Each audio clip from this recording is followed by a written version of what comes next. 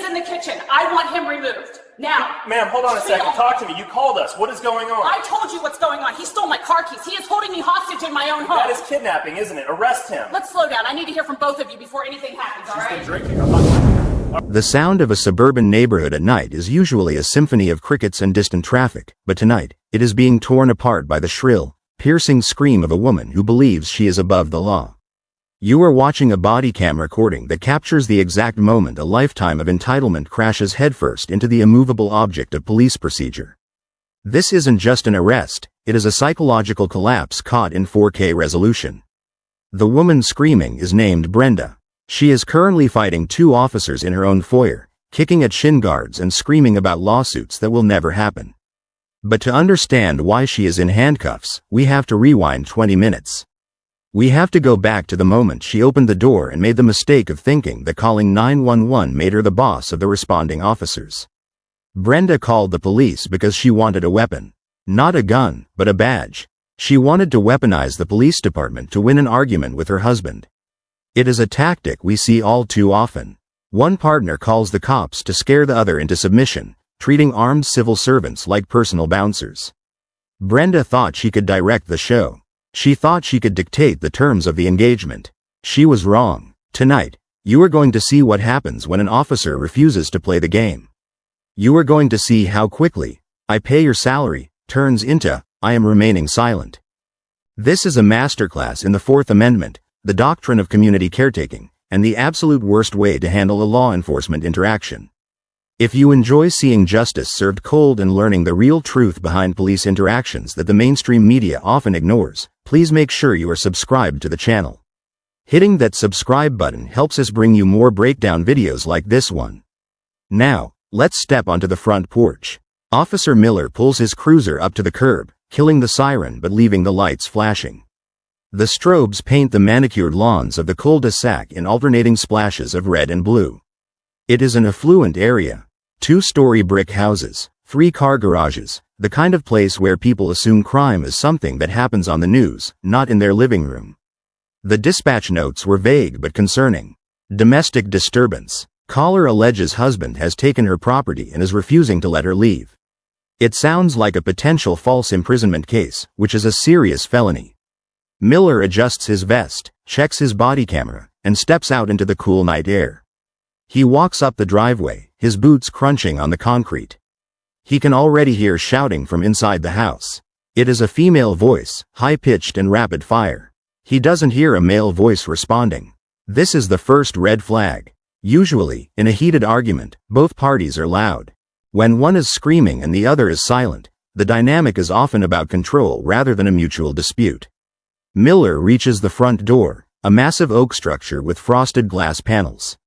He doesn't knock immediately. He stands to the side of the doorframe, listening. This is standard officer safety. You never stand directly in front of the door. It's called the fatal funnel for a reason. "Give me the keys, David. I swear to God, I will have them break this door down." The voice screams from inside.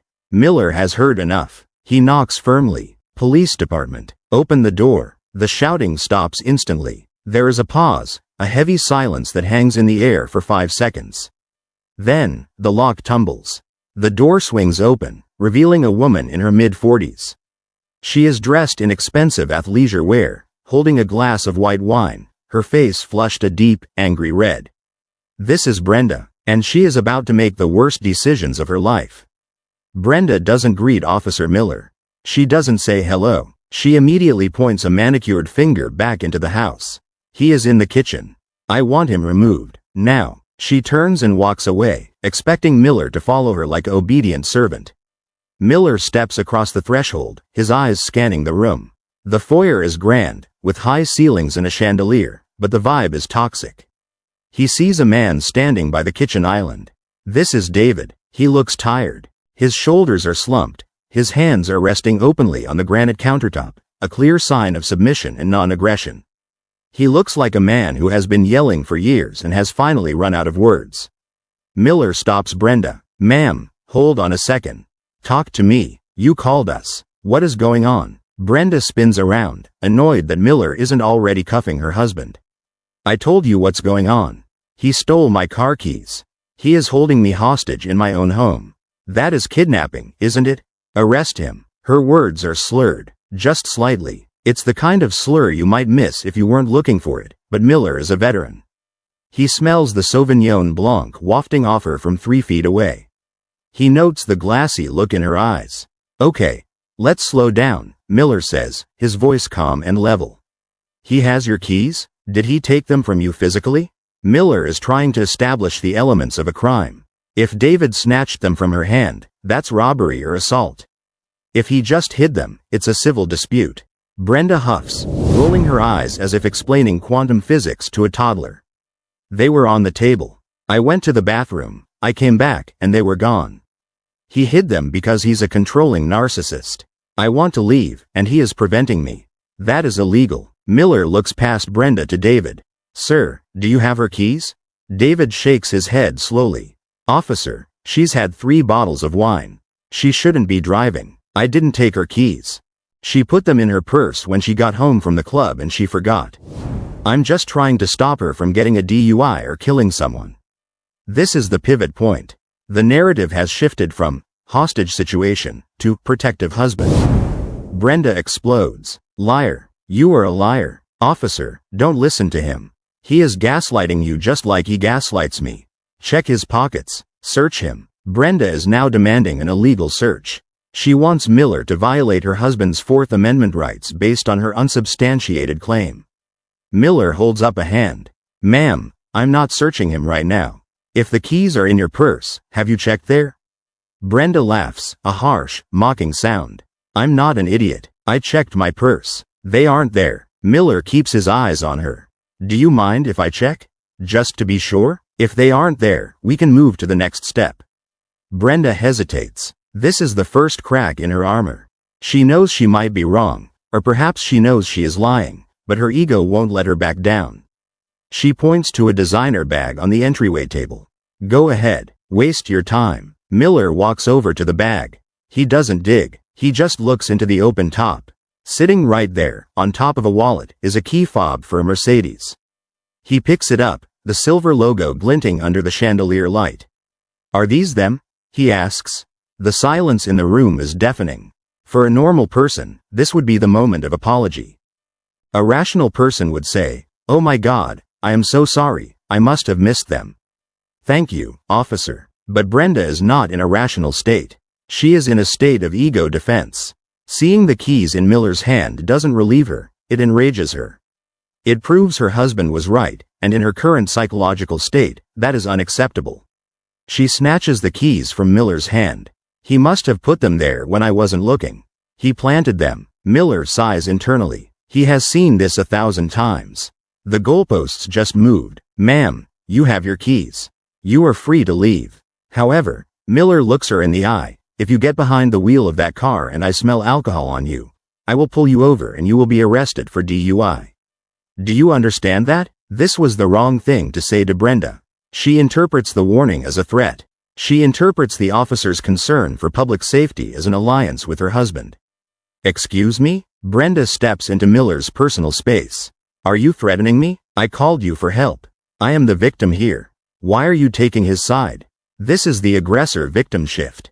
She is no longer fighting David, she is fighting Miller. She feels her control slipping away, so she tries to reassert dominance by attacking the authority figure. I want your badge number. I want your supervisor. In fact, get out of my house. I am dismissing you. I am dismissing you. She says it like she is firing a maid. This is where the legal rubber meets the road. Brenda believes that because it is her house, she has absolute authority to decide who stays and who goes. Under normal circumstances, she would be right. A homeowner can revoke consent for police to be on the premises if they don't have a warrant. However, domestic violence calls are the exception. The Supreme Court and state laws recognize that when violence or a disturbance is alleged, the police have a duty to investigate until they are sure everyone is safe.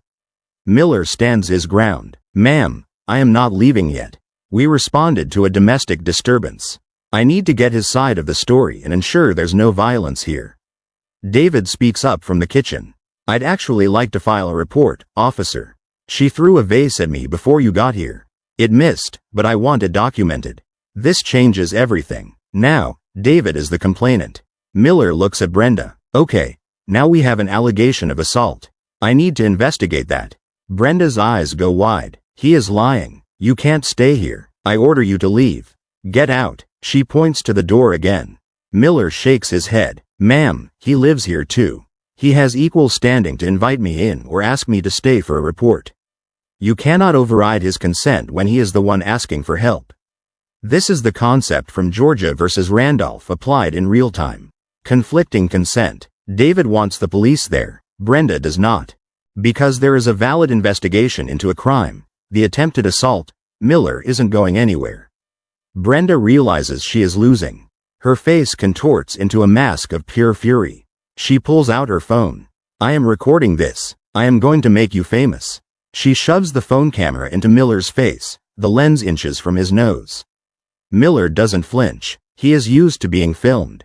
You can record all you want, ma'am. But you need to step back. You are obstructing my investigation. I'm not obstructing anything. I am in my house. Brenda screams. She is now creating the very disturbance she called to report. Miller turns his back on her to talk to David. Sir, tell me about the vase. As David starts to speak, Brenda begins screaming over him. Don't tell him anything, David. Shut up. I forbid you to speak to him. She is drowning out the witness.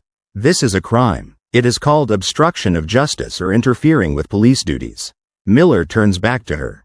Ma'am, you need to be quiet and let him speak. If you continue to scream and prevent me from doing my job, you will be arrested for obstruction. The warning is clear. It is direct. A child could understand it. But Brenda hears it as a challenge.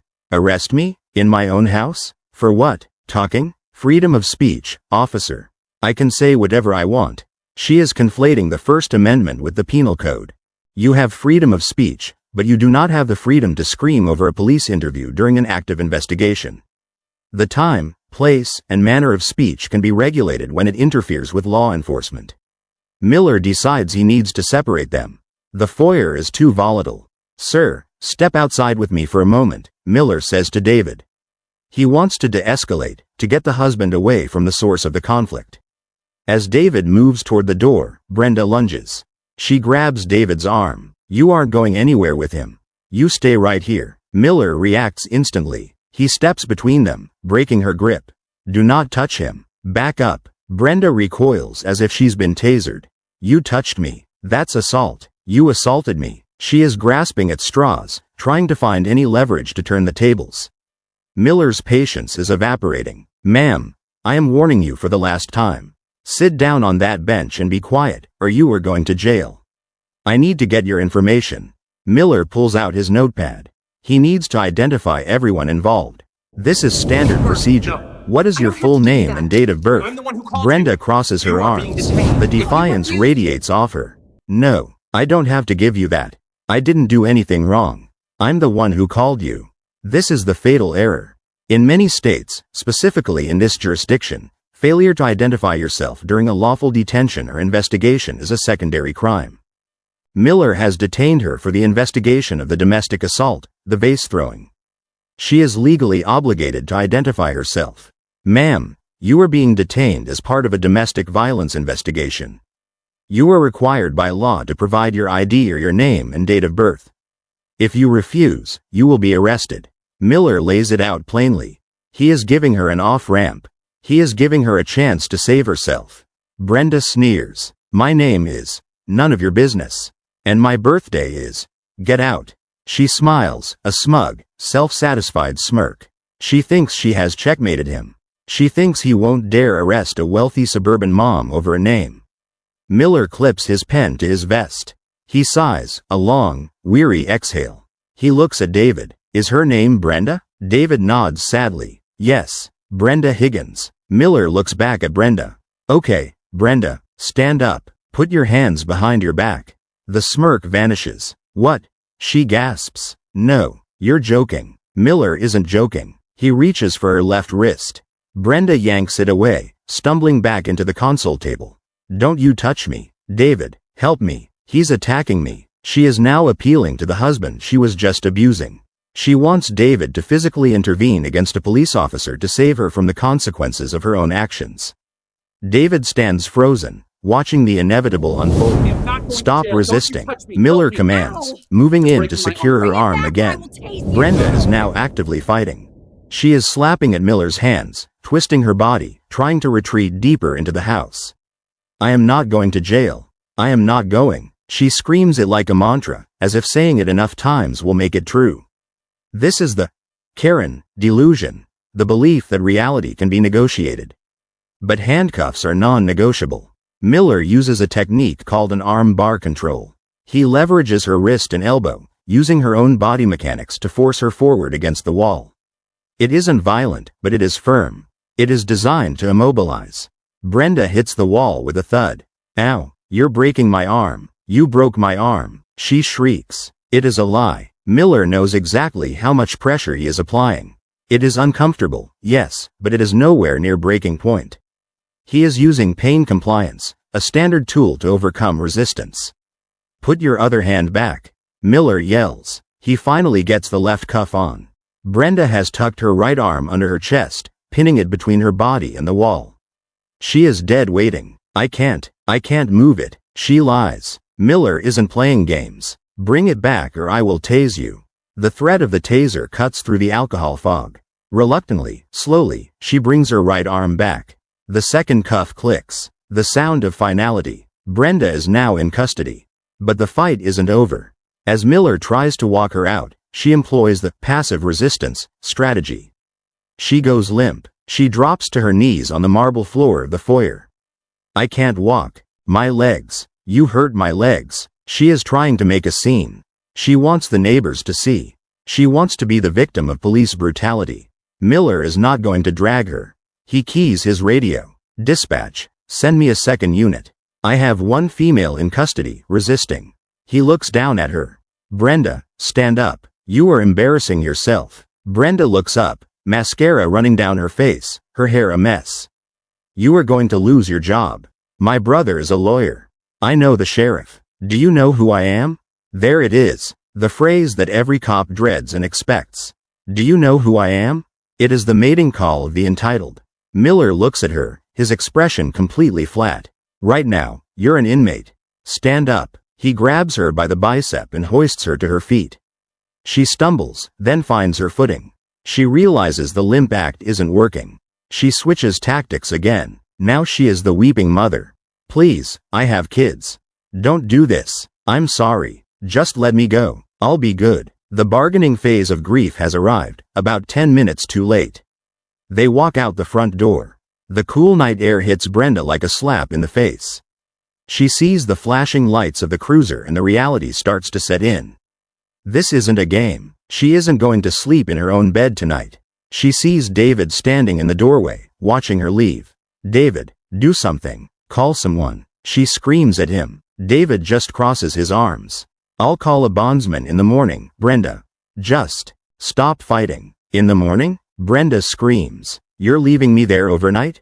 The betrayal in her voice is palpable. She cannot believe that her husband, her punching bag, is allowing this to happen. She doesn't realize that she did this to herself. She called the ride. Now she has to take it. Miller opens the back door of the cruiser. The plastic seat is hard and unforgiving. Watch your head, he says, guiding her in. She resists one last time, stiffening her legs so she won't fit. Miller pushes her knees inward, forcing her into the cage. He slams the door. The sound echoes through the quiet street. Brenda is now sealed in a plexiglass box. She starts kicking the window. Thump, thump, thump. Miller gets into the driver's seat. He can hear her screaming through the partition. He takes a moment to breathe. His heart rate is elevated, but he is calm. He types into his computer, logging the arrest. Charges: disorderly conduct, obstruction of justice, resisting arrest. He could add assault for the vase, but that will be up to the detectives. For now, the obstruction charge is the one that will stick like glue. He turns around to look at her through the mesh. Ma'am, if you keep kicking that window, I'm going to hobble your legs. Do you understand? A hobble is a strap that binds the ankles. It is humiliating and uncomfortable. Brenda stops kicking. She presses her face against the glass. I hate you, she hisses. I hate you so much. Miller puts the car in drive. That's fine, ma'am. You don't have to like me. You just have to follow the law. He pulls away from the curb, leaving the nice house and the sad husband behind. The ride to the station is usually where the suspect realizes the gravity of their situation. The adrenaline fades, and the fear sets in. Brenda goes quiet. She stares out the window at the passing streetlights, perhaps wondering how a glass of wine and a missing set of keys turned into a felony record. The processing center is a stark contrast to Brenda's granite countertop life. It has fluorescent lights, concrete floors, and the smell of industrial cleaner and sweat. Miller walks her in. She is handcuffed, her expensive yoga pants scuffed from the floor. The booking sergeant looks up. "What do we have?" Miller replies, "Obstruction, resisting, domestic disturbance." Brenda tries to charm the sergeant. "Sir, please. This officer was so rude to me. I just wanted my keys. Can't we just work this out?" The sergeant has heard it all before. He doesn't even blink. "Name?" he asks. Brenda sighs. "Brenda Higgins." She gives it up. The fight is gone. The booking process is dehumanizing. Fingerprints, mugshot, the removal of jewelry. They take her Mercedes key fob, the object that started this entire war, and seal it in a plastic bag. As she sits in the holding cell, the reality of the sunk cost fallacy becomes clear. Brenda lied about her name to save face. She fought the arrest to save her pride. And in doing so, she turned a minor annoyance into a major life event. If she had just shown her ID, Miller would have likely lectured her and left. If she had just let David speak, she might be sleeping in her own bed. But she couldn't let go of control, and now she has lost all of it. In the holding cell, Brenda is no longer the queen of the cul-de-sac. She is just another number in the system. She sits on the metal bench, shivering slightly. The alcohol is wearing off, replaced by a pounding headache and a deep, gnawing anxiety. She thinks about her job. Will they find out? She thinks about the neighbors. What did they see? She thinks about David. Is he enjoying the silence? This story is a cautionary tale about the danger of ego. We often talk about Karens, as if they are just annoying women who ask for the manager. But the mindset that drives a Karen is a dangerous one. It is the belief that rules are for other people. It is the belief that your emotional state dictates reality. When you bring that mindset into a collision with law enforcement, you don't get a refund or a gift card. You get handcuffs. Officer Miller finishes his paperwork. He uploads the body cam footage. He knows that this video will eventually be seen by prosecutors, defense attorneys, and maybe a jury. It is airtight. He gave her every chance. He de-escalated. He explained the law. He waited. She chose the hard way. It is a tragedy of her own making. A self-inflicted wound fueled by Chardonnay and entitlement. The next morning, Brenda is released on bond. She walks out of the jail, squinting in the sunlight. David is not there to pick her up. She has to call an Uber. The ride home is silent. When she gets to her house, the driveway is empty. David's car is gone. Inside, on the kitchen counter, is a note. It isn't a love letter. It is the number for a divorce attorney. The legal fallout begins immediately. Her brother, the lawyer, tells her she is in deep trouble. Obstruction is a serious charge. Resisting arrest looks terrible on camera. The plea deal offered is probation, community service, and anger management classes. She has to take it. A trial would be public suicide. The video would be played in open court. Everyone would see her screaming, lying, and fighting. Brenda's life doesn't end, but it changes. The neighborhood whispers. The PTA looks at her differently. She is no longer the woman who commands respect. She is the woman who fought the cops and lost. The illusion of her perfection is shattered. And the irony is, she still has the Mercedes keys. They were returned to her with her property. But she doesn't feel like driving anywhere. Officer Miller is back on patrol the next night. He responds to another call. Another dispute. Another argument. But this time, the people listen. They calm down. They separate. No one goes to jail. It reminds him that policing is unpredictable. You never know when a simple conversation will turn into a wrestling match. He thinks about Brenda sometimes. He wonders if she learned anything. Did the handcuffs teach her humility? Or does she just blame the system? Does she tell her friends that she was brutalized by a rogue cop? Probably. The ego is a powerful defense mechanism. It rewrites history to protect itself. But the body cam doesn't lie. The footage exists forever, a digital testament to the truth. The lesson here is simple. Compliance is not submission, it is intelligence. When an officer is conducting an investigation, you do not win by screaming.